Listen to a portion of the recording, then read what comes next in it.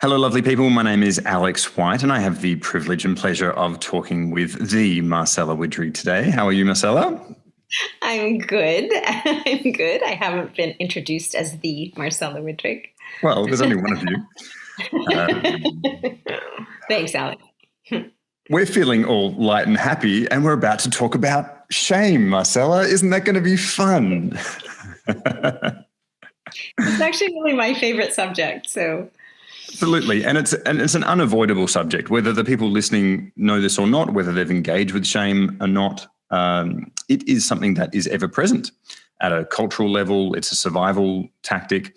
Tell us a little more about your work, you in general, and your work in relation to shame, and then we'll get into some questions to tease it out. Okay. So I've been working with the body and with coping patterns that we tend to put all our time and energy into as we go through our lives, and what's underneath those is what I'm exploring through the body. So why did these things get created? You could call it coping mechanisms from trauma, but trauma is beginning to be an overused word these days. So it's all those hurts and humiliations and fears that never really got tended to when we were little. When we were little people, little bodies, and then how we shaped ourselves around them in order to be safe, essentially. And so I'm working on multiple levels of, with workshops, with movement, and then normally with hands-on work, to really start to not only recognize the pattern and how it exists in the body, but start to generate the energy that's underneath it and learn to merge with that. And that's when the healing happens. So that's the general overview. And then I started to really focus on shame about 6 years ago now. I'd kind of circled it.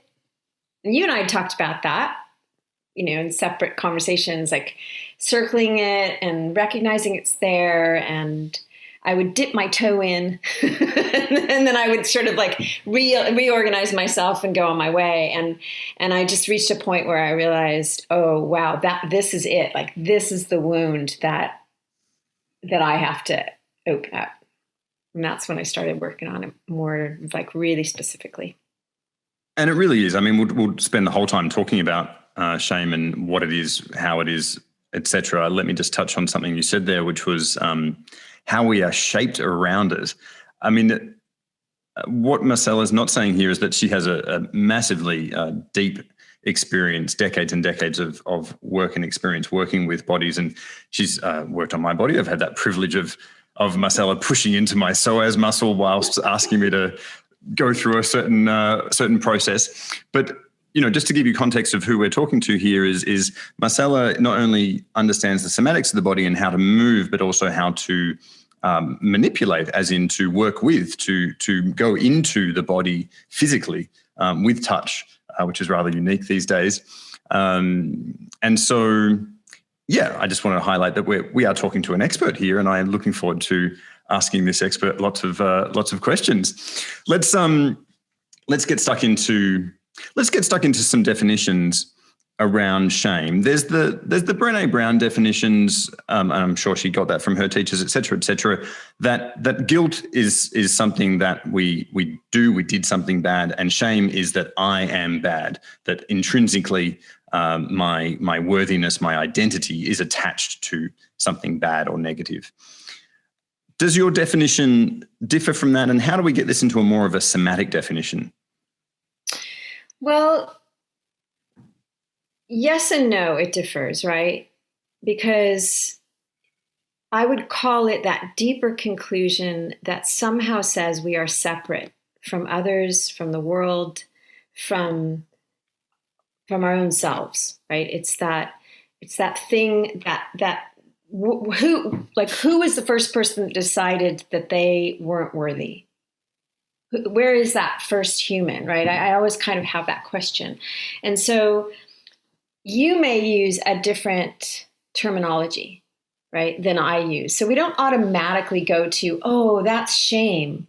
But we know the disconnect, and we know those moments where we honestly do not feel like we belong, like we're supposed to be there, like we're wanted. Those are the kinds of words that we'll put on it. But there's a feeling that goes with that. And that feeling is usually buried underneath what the coping mechanism, right? Like I don't walk around the world saying, oh, I'm not wanted. I don't take that shape. Instead, I might take that shape of trying to be wanted, but underneath there's a feeling that is very body feeling. It's very much it might be emptiness. It might actually be a felt, emptiness in the belly. It might be a kind of a constant watery feeling in the pelvic area, or something that's very, very almost contracted and twisted deep in our center of our body. So each one of us will hold it. Sometimes all three. Sometimes all three, exactly. And then the thing is that to go out in the world, we don't show that, right? We show the attempt to be a normal human, right? So like I understand Brene Brown's definition, and I would say that one of the things about guilt is that chronic guilt goes into the pool of shame. Right? If you are automatically chronically guilty, you're basically saying you're wrong. And that just, amasses into the pool of shame and is further proof of this I'm not wanted, or I'm not enough, or I'm too much, right? There's the flip side. Either way, you're not welcomed into the world. Yeah, that's great. There's a few points there that I'd like to highlight. One of them is the simple feeling of it is that shame as a function separates you from maybe yourself and also people in your immediate vicinity. And so that withdrawal, that isolation certainly can be one of the effects of it. And the other thing you mentioned there actually has just skipped my mind. But can I just I'll talk about that, and maybe the other one will come. Yeah, go for it. I honestly think, and over the years of working with people, that part of why shame keeps being so prevalent and this separation and this isolation, right, is because we have a disconnect with our bodies.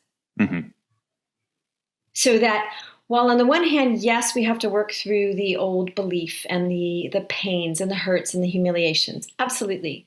But sometimes just beginning to feel your belly and your pelvis and, that whole lower body connection that drops onto earth, which is our home, and then learning to nourish that and encourage that, just that can shift the story, the withdrawal, the isolation, because you become embodied, and you just are. So how could you not belong? How could you not be wanted? That's such an important distinction, because what I was moving into there was this, you can get into mental vortexes pretty quickly with shame, this guilt shame process, or maybe it's something to do with your external life, whatever it might be. And as you're saying, if this is the only area that you're playing, if this is the only area that you're giving attention to, you're cutting off the potential to actually releasing any of what we're talking about here, and we'll get into it more deeply, because it is that feeling of emptiness in the stomach, or spinelessness, or whatever it might be, a watery pelvis. The difficulty I have in talking to this with people is until you've actually felt what it feels like on the other side of all of this, like until you feel that your belly is full, until you feel your feet on the ground, it's hard to explain your experience to someone else's, because that's ineffable to some extent.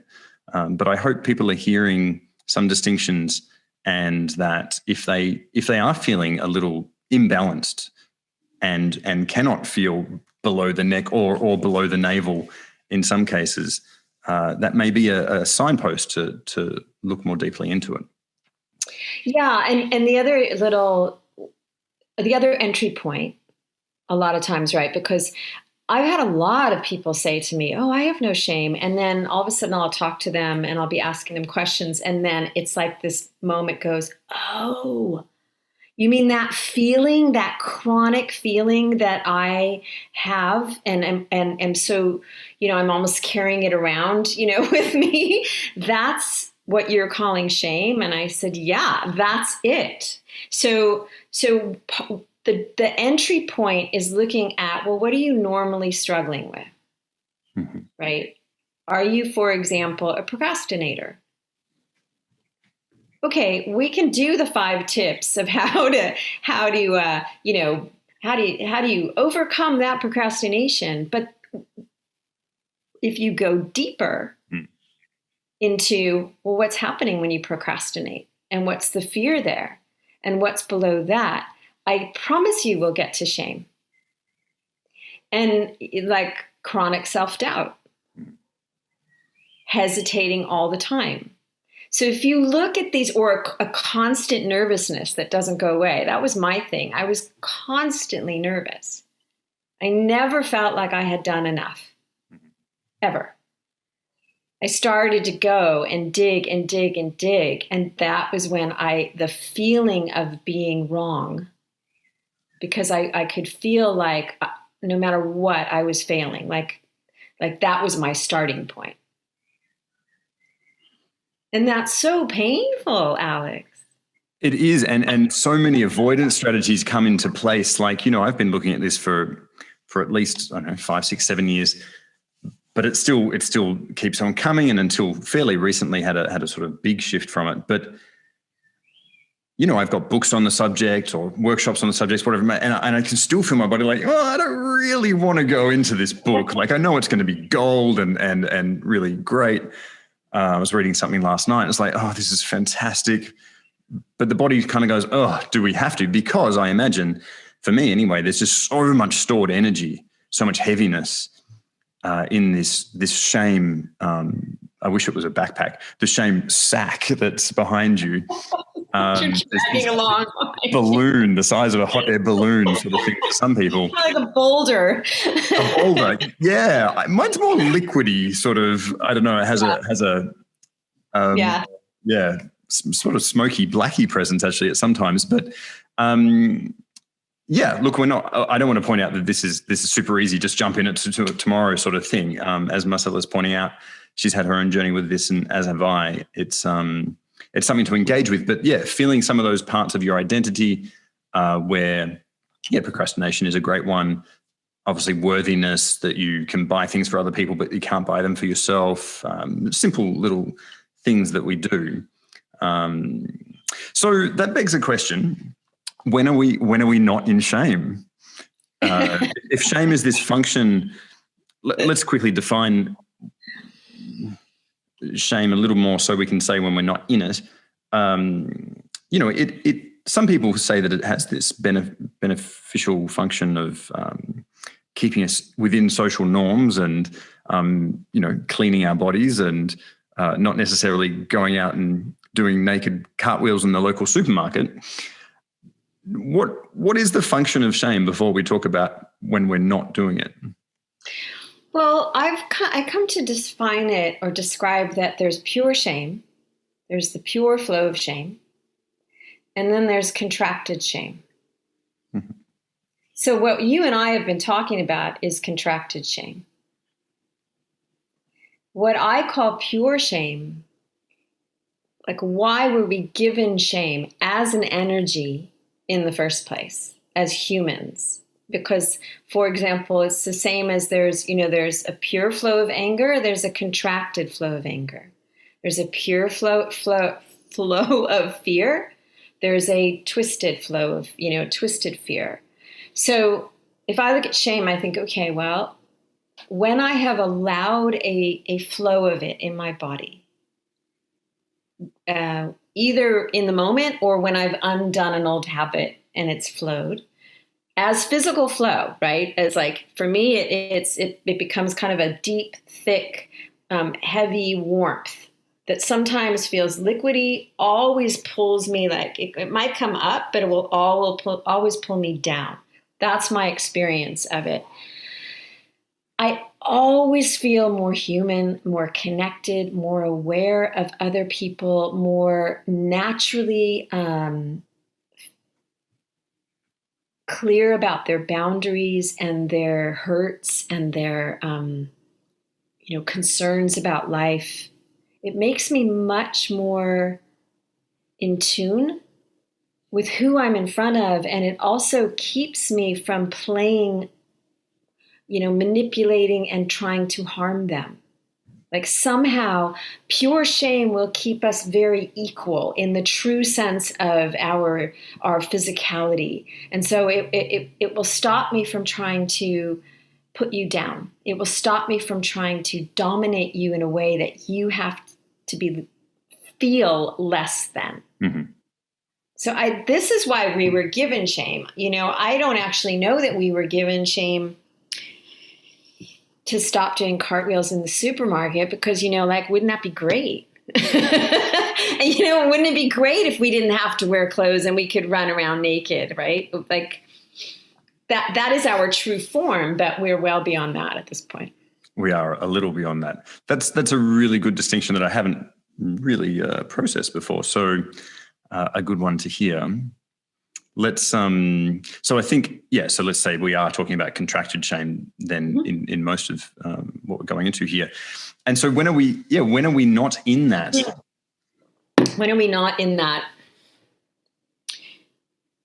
Yeah, like either from a peak experience point of view, like I think I'm asking that question from the point of view of, can people look into their lives and go, that point, that's when I was doing, feeling, being a particular way that definitely had nothing to do with contracted shame.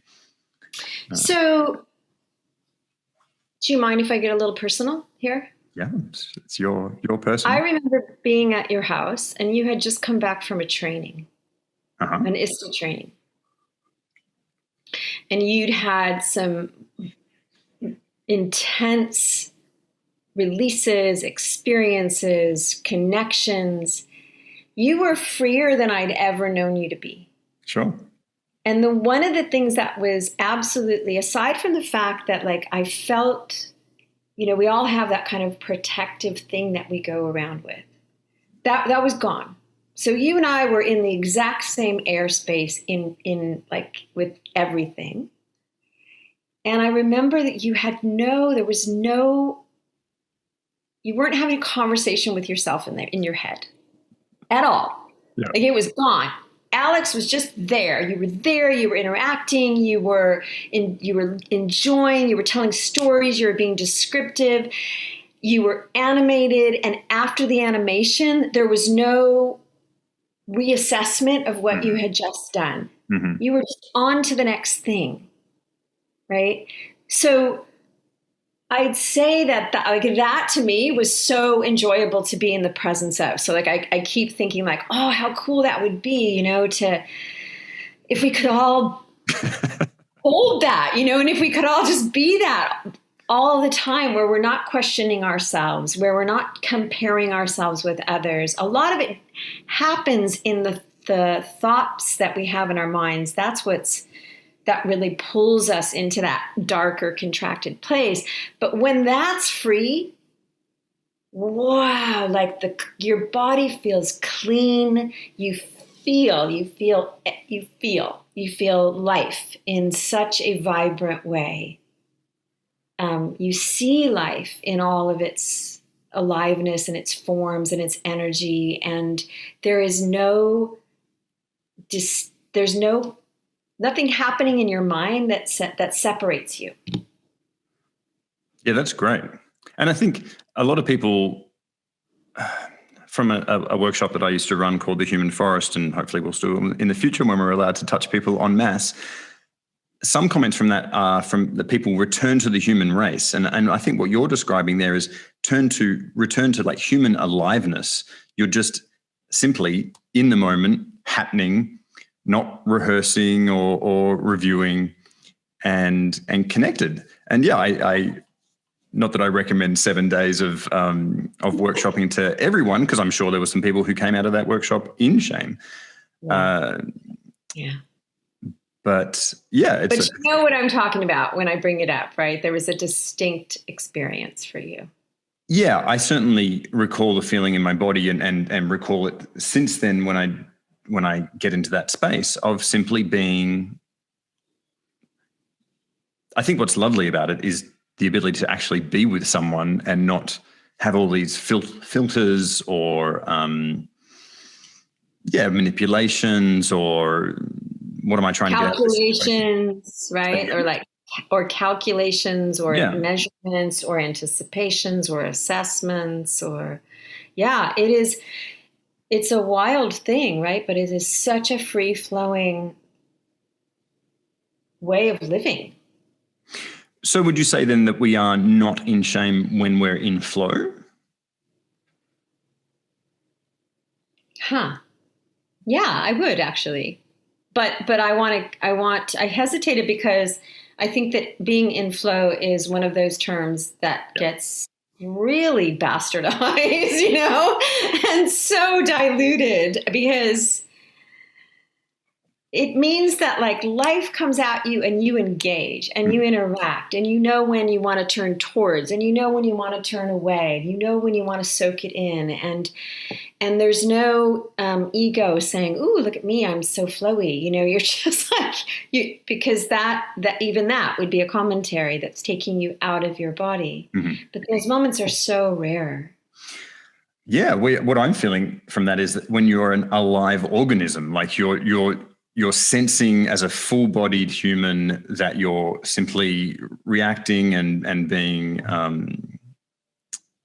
being with the moment, which all fit under flow, but that has been taken for a ride nearly as much as embodiment has as a trauma. term. And trauma. Yeah. So all words that I love and use, but exactly. It's hard. I mean, I think we'll finish off talking about sort of what is trauma or what is contraction in a way. So let's say we've defined that a little bit. How do we actually go about changing some of these things in our body, given the prevalence of it in nearly every interaction that we have? Well, I would say there's. Let's see if I'm going to try and enumerate it, but my numbering might be off, right? So a key factor of what I do, one of the main things is to look at what you're doing, what your reactiveness is, right? So let's say something triggers your self-doubt. What happens then in your body? What's the immediate reaction in your body? Right. So like if I think about how I hold self-doubt, and when self-doubt is basically my shame's been triggered and my fear, if I simplify it, I'll tighten my stomach in a very subtle way though. And I will harden my chest and all the energy is kind of contracted in here and my neck is hard. And I'm trying on the outside to not look like I'm doubtful, to not look what people would say might be a vulnerable state, right? That's where we start. So I'll look at, okay, well, what triggers it? Where is it? Like, and what are you dealing with? Are you dealing with self-doubt? Are you dealing with hesitation? What are you chronically dealing with? That might be one entry point.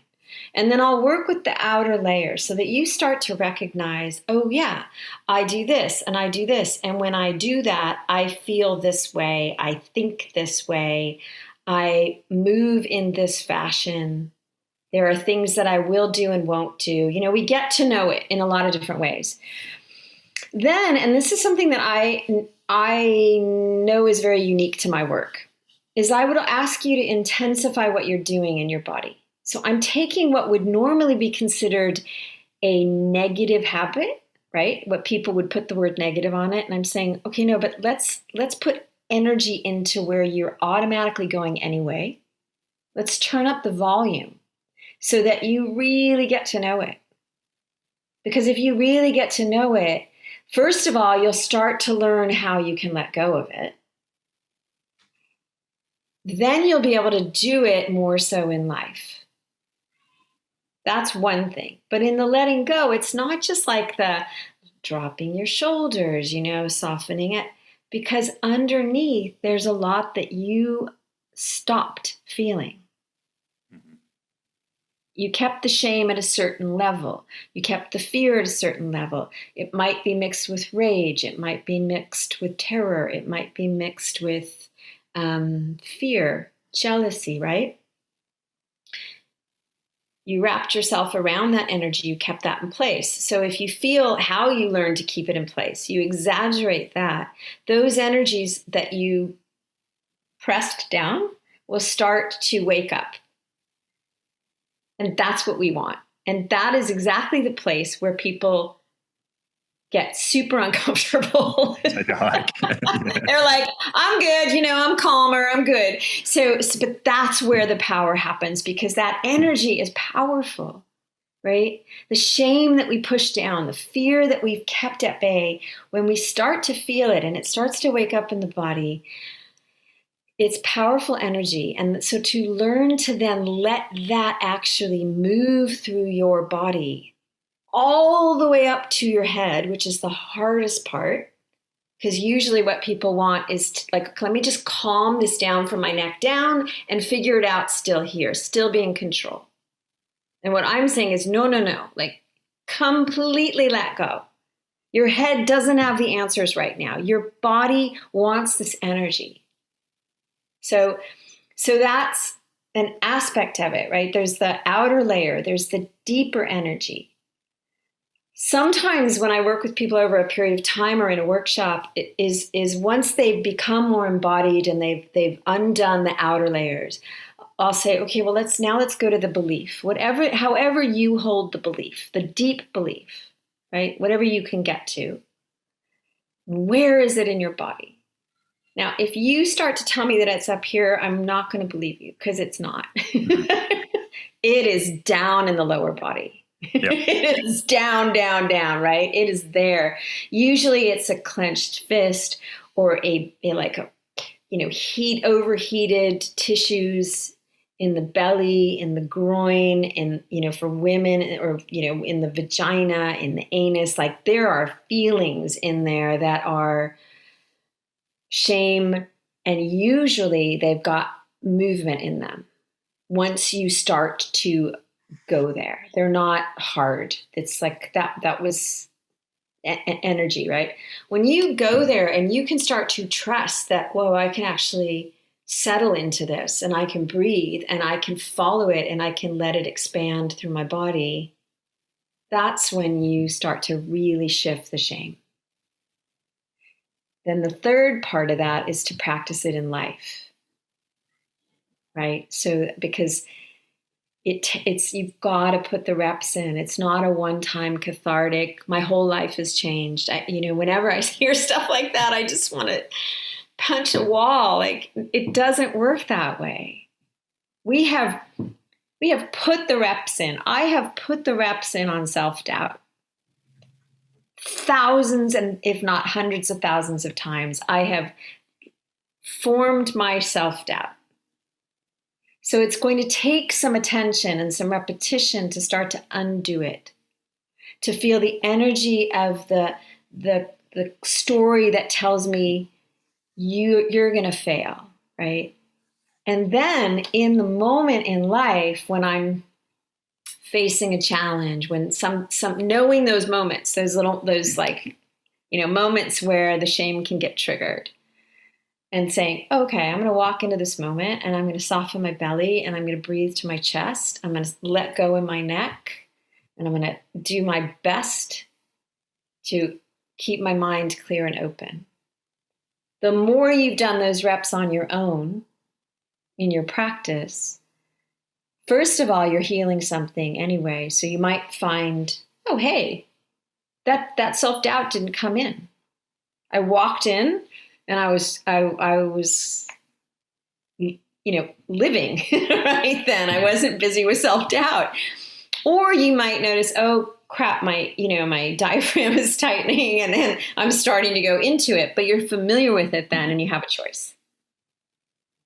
And that's super important, is to recognize as you're learning, there's a moment of choice. Options. Yeah.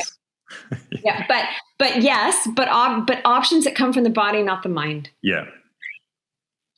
There's no recipe up here. We can't do it from our mind. Just can't. I think that was a very brilliant 3-step through that. That was, quite enlightening. And it does get, I like how simple some of this work can get. When you become familiar with it and you let go of all the complexities, it is really the fact that we made ourselves into shapes. We moved ourselves into shapes over decades of our life, and that there is no magic pill. I mean, I certainly, the first time I had a session with you, I was like, oh, great, I'll be done after this, pop out.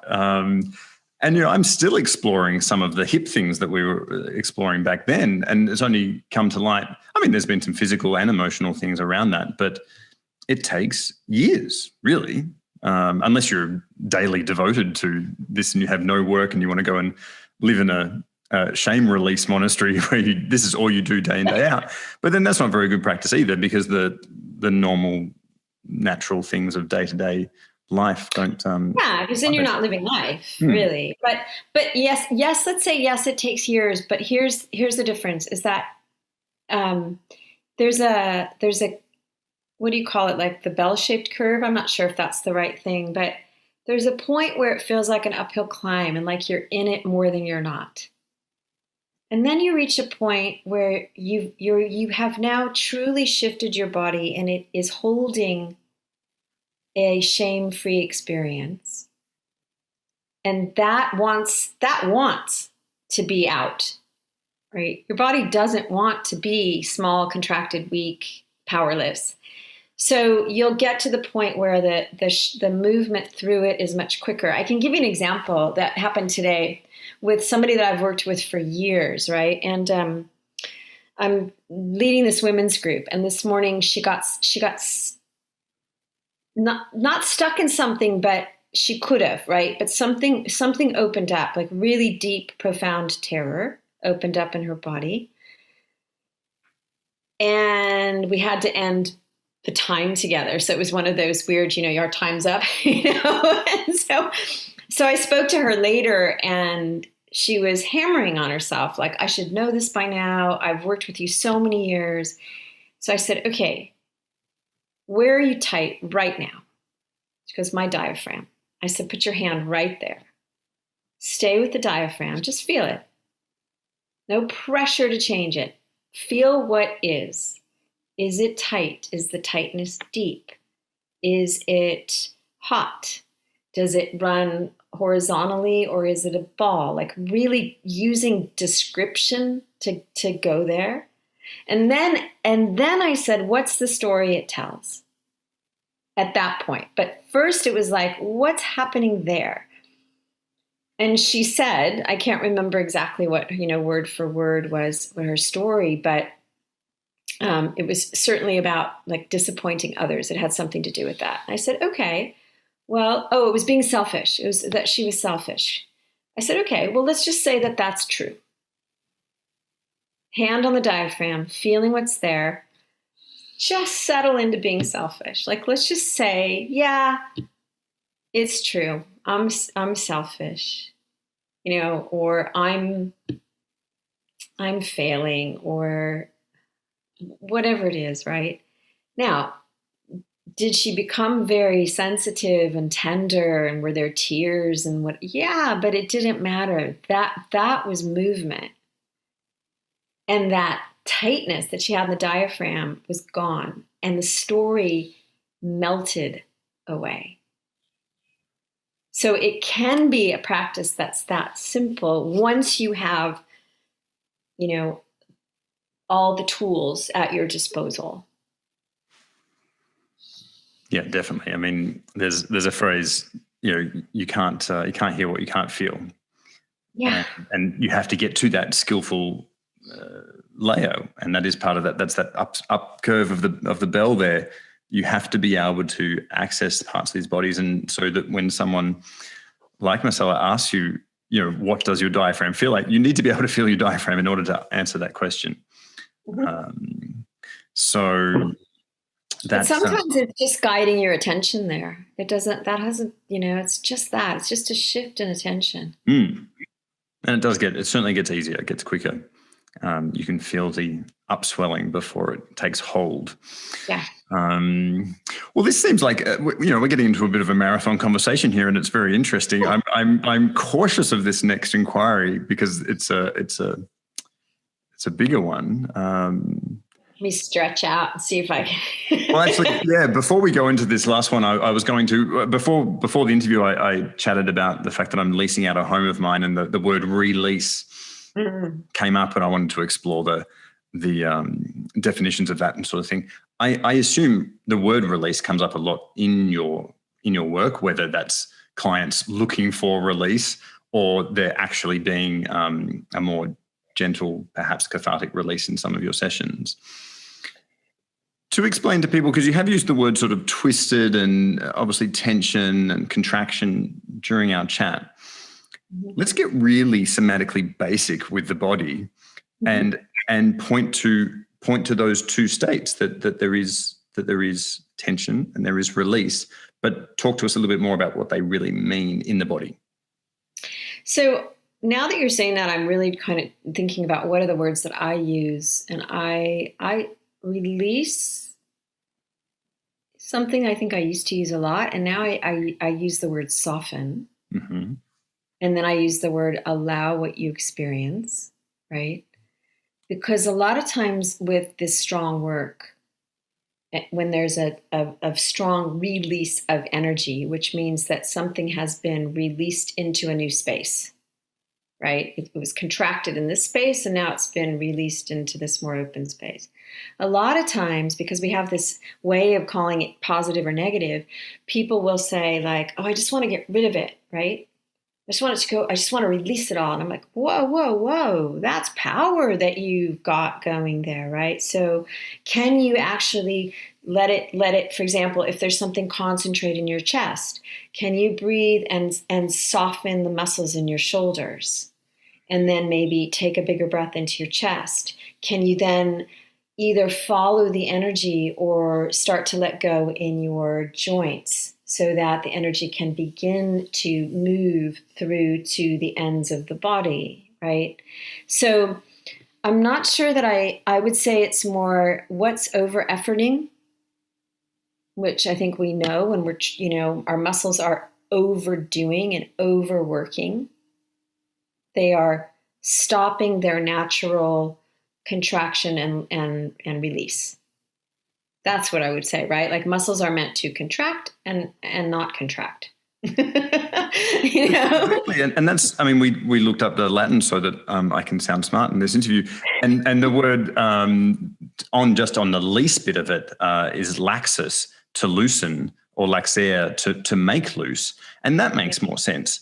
To re-loosen. When we were children, we were all flopping around and lovely and soft and allowing everything.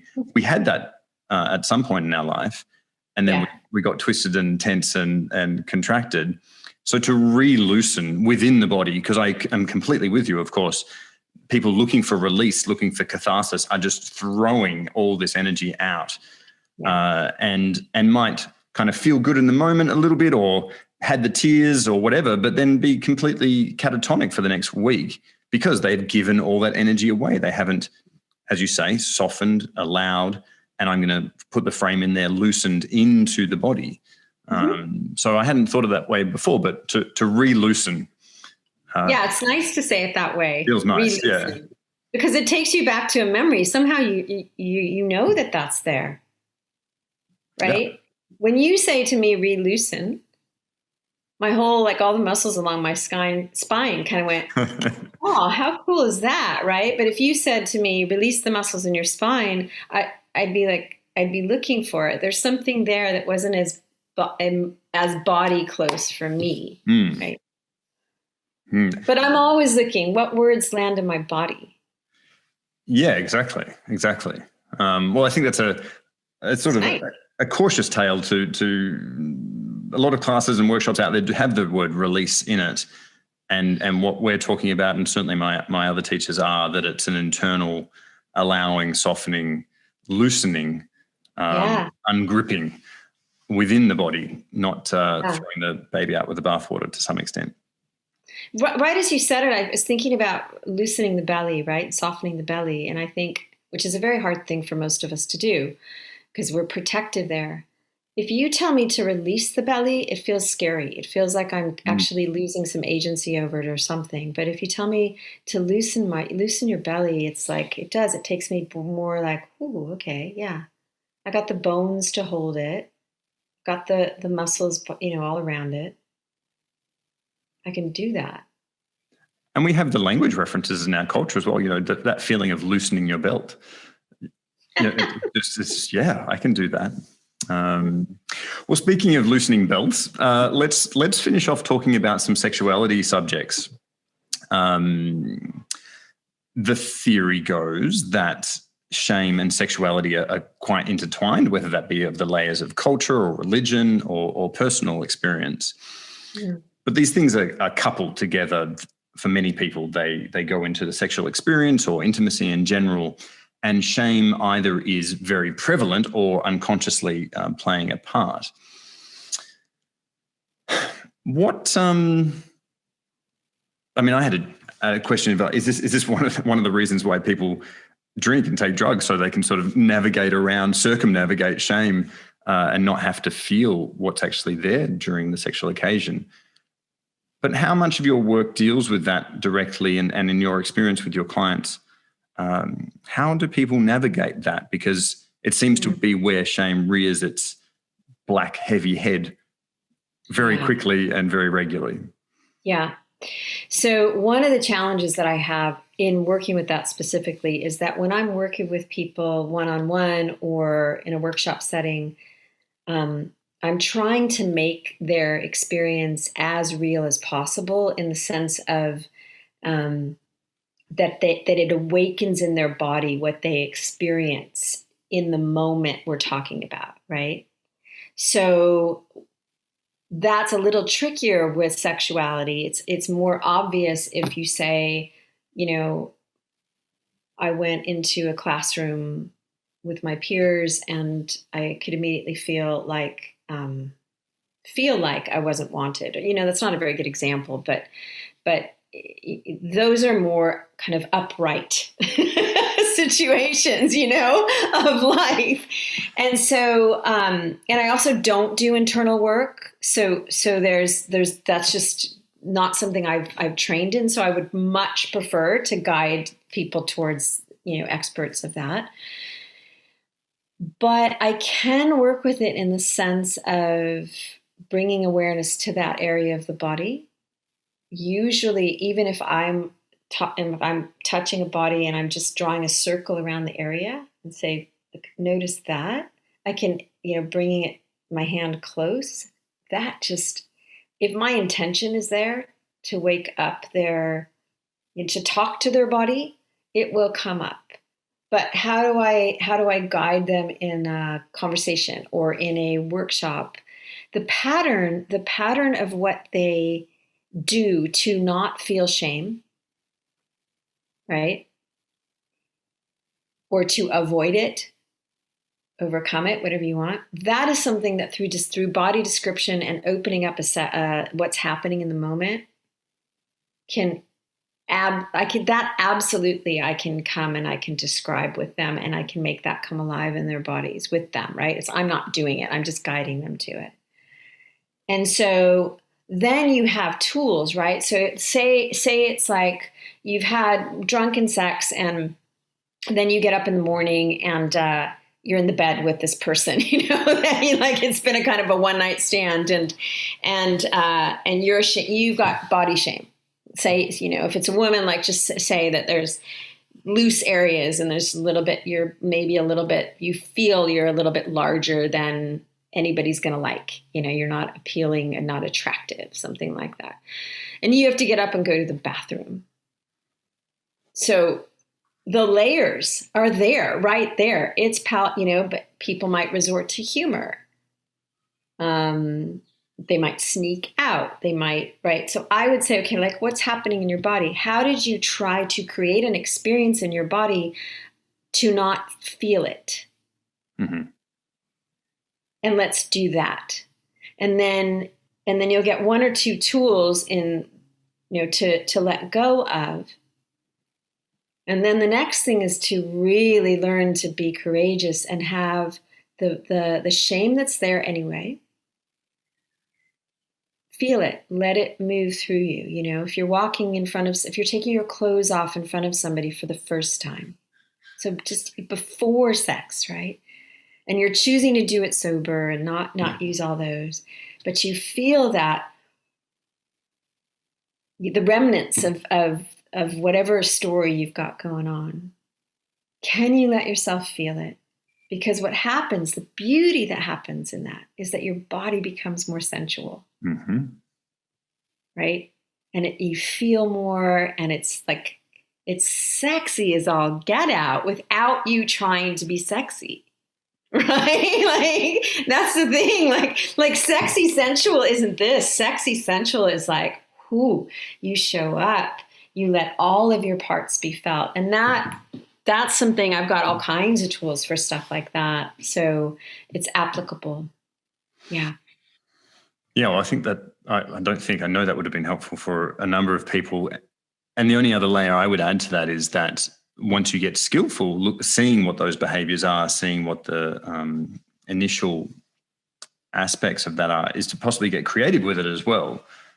I'm thinking of one around sort of whispering a request, and not in a sexy way, sort of like being contracted around asking for something that you want, versus singing it aloud, or not aggressively, but really just playing with it, basically bringing some light and creativity to what might be a very shameful aspect of your body. For me, has played out well in that otherwise it gets a bit formal, or you get a bit heady with it, or whatever else it might be. So I just like that layer of creativity and curiosity. They seem to be natural enemies. Not that we necessarily want to make an enemy of shame, but they seem to be at least. They don't leave room for shame if you're curious and you have creativity, right? Like there's options. There's no room for you to go into this unfeeling mode. And it also, for me, it also means that there's movement. It's not this heady thing. You're moving with the experience of, as you point to, shifting shame. Yeah. Shifting is an action. You're not doing a thought process through these things. Yeah. The other thing that I would add in that is to take your time. Because anytime you're trying to rush through something, especially with intimacy and sexuality, and you're trying not to feel something. And if you truly wish to learn profound intimacy with yourself and your ability to be with another person, it's not fast. Slow down. Slow it all down. And that's some scary shit, Alex, because you slow it down and you go, whoa, the amount of sensation that I have right now is pretty wild, right? Yeah.